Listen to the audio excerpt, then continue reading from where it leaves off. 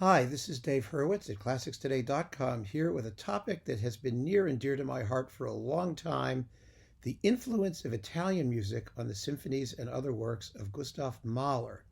Now, Mahler was famous for his statement that the symphony must be the world, it must embrace everything. But people have been slow to recognize the implications of that statement and just what it meant. In particular, when Mahler was a conductor starting his career, he played in opera houses throughout Central Europe, in provincial towns and spas, and under really appalling performance conditions. But the repertoire that those opera houses performed was almost entirely Italian and German, what you might call the German folk opera repertoire, people like Otto Nicolai and Marschner and those guys. But most of the repertoire was Verdi and Donizetti and Bellini, and Mahler conducted quite a bit of it. We do know what he conducted, and it's interesting to note that a lot of the pieces that he conducted turned up later on, or bits of them, in his symphonies and other works. Now, I only have two examples here because I don't want to waste too much time on this, but I really do think you'll find them fascinating. One of the works that Mahler was entranced by throughout his career was Aida. Even when he gave up conducting Italian opera generally in favor of the German repertoire, he still had a great affection for Aida. It was the work he gave Bruno Walter, I believe, to make his conducting debut in Mahler's company. And so there are numerous hints of Aida in Mahler. For example, the opening of the First Symphony and the beginning of Aida's Nile scene are extremely similar in terms of their orchestral sonorities. But one of the most fascinating things is a direct quotation that Mahler took from the death scene in Aida, which he really had a feeling for.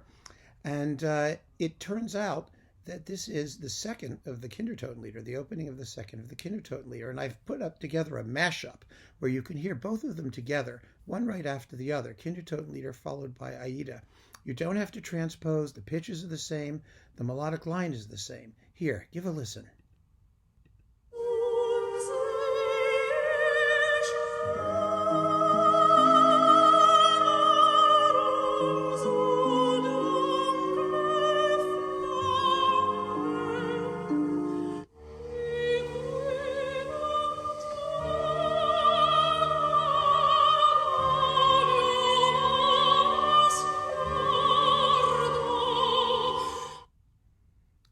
Pretty cool, huh? And actually, there's more to it than that because Mahler actually transformed the entire passage in which this little melodic fragment appears and of which it's sort of the lyrical climax. It appears again in the Adagio of the Fourth Symphony. People who are familiar with that piece, I mean, I'm sure you'll know where. And Mahler was I think, fixated to a certain extent on this melodic pattern, but also on the whole passage that Verdi, in which it appears, the context. First, there's a dirge, then you hear this, then you hear a major key consequent afterwards. Anyway, you can listen to it yourself and draw your own conclusions. But the fact that one is quoting the other, I think, is irrefutable. But there's more to it than that. I'm going to play you a little bit of something. And I'm not going to tell you what it is initially, and I want you to give it a listen and tell me what you think. This is another one of my mashups. It's a piece of Italian music followed by Mahler's Songs of a Wayfarer, the fourth song, Die zwei blauen Augen. Here it is.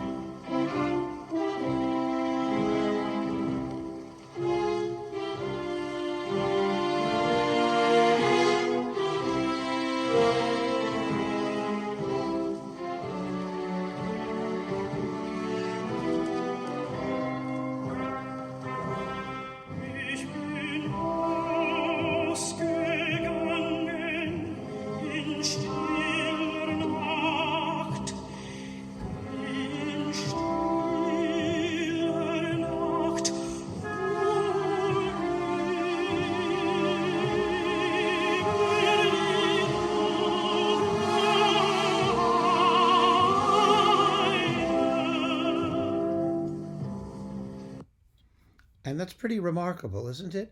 I haven't changed anything. I didn't alter the key. I didn't transpose anything. I just smashed them together. The tempo's the same, the tonality's the same, the melody is almost the same.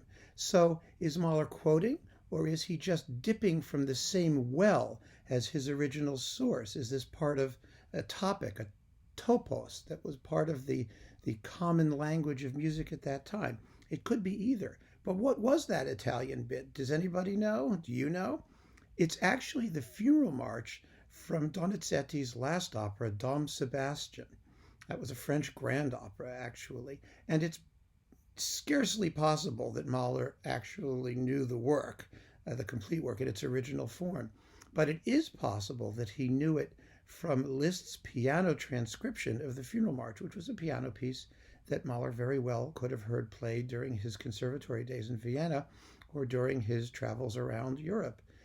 Either way, it's a funeral march. Mahler's is a funeral march. It's practically the same funeral march. And it's fascinating to speculate about where indeed Mahler got his source of inspiration. And I could go on talking about these. There are many, many, many other examples. I mean, if you listen to the death scene in La Traviata, the bass drum and trombone writing is very, very similar to the trombone solos in the Third Symphony. And we note from the way that Mahler handled it that his view of these topoi that he's borrowing was not that he was using what you might call quality music. He wasn't quoting, the sublimity of Beethoven here. He thought that it was primitive music, and that's how Mahler uses it, at least in that particular motive, to represent mute nature. Remember, the before life begins in the Third Symphony, he's using Violetta's death scene from La Traviata. And the first time I played La Traviata in the orchestra pit, the bass drum, I'm playing this thinking to myself, holy cow, this is Mahler's third. And then there are his quotations from Otello, for example, the cry of despair, the opening of the finale in the Second Symphony is, of course, very similar to the opening of Otello. And in the Adagio, the finale of the Third Symphony, he quotes in the French horns, just as Verdi does, the same motive that precedes the big storm chorus in Otello, where it's marked in Verdi like a lament. And of course, Mahler says klagen somewhere in there, lamenting. It's the same thing, that you see just in a different context. So there are many other examples that I could quote. One of the scores that Mahler conducted most often in his youthful days was Umbalo and Moscara, and there are also quite a few hints of that in some of his later pieces. It's a fascinating topic. It's one that's worth exploring in much greater depth than I can do here.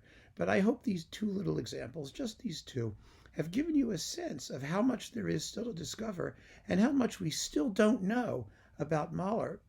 I hope that this has been interesting to you and gives you something to think about. Please let me know. Thank you so much, and keep on listening.